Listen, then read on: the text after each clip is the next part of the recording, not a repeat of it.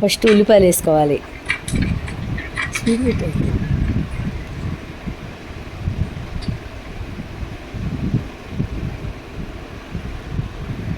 తర్వాత పసుపు,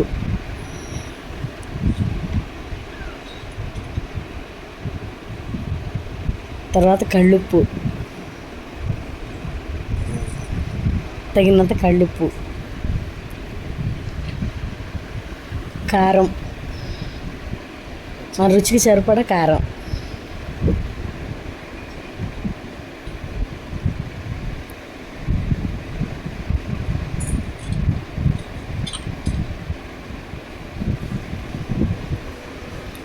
ఫ్రెష్గా నూరుకున్న అల్లం వెల్లుల్లి పేస్ట్,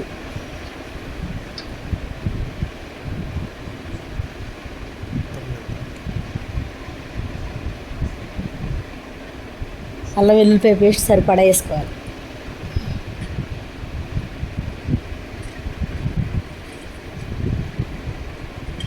నూనె, చేపల కూర అంటే నూనె ఎక్కువే పట్టిద్ది. అవి మొత్తం ఉల్లిపాయ బాగా కొంచెం పిసకాలి గట్టిగా. గ్రేవీ రావాలంటే మనం గట్టిగా పిసుకోవాలి.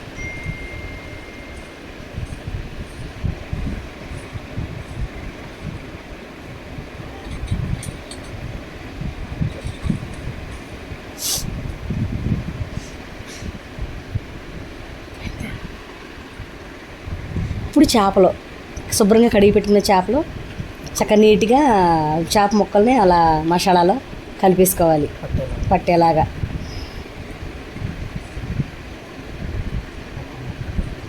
చక్కగా కలిపేసుకుని నీట్గా అన్ని చక్కగా సమానంగా పరుచుకోవాలి, ఒకదాని మీద ఒకటి పెట్టుకోకుండా.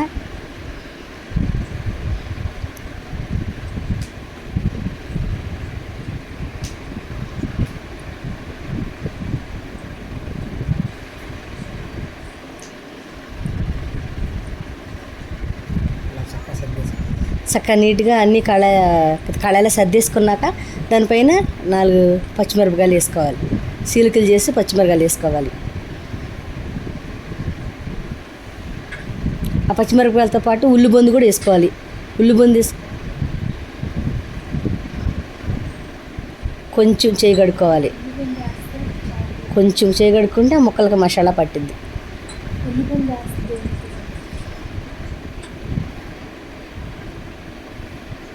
అయిపోయింది. ఇది అయితే ఆకు చెప్తాను.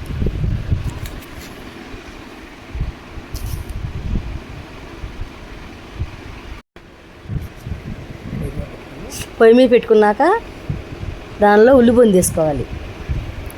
ఉల్లిబొందు వేసుకుంటే నీసు కంపు రాదు. ఉల్లిబొందు వేసేసుకున్నాక ఆ ముక్కలకు సరిపడా చింతపండు పులుసు పిసుక్కుని పోసుకోవాలి.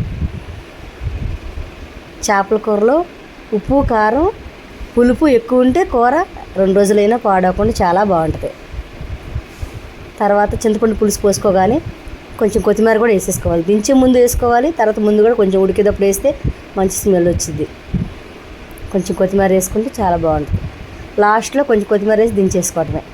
అంతే, చేపల కూర రెడీ.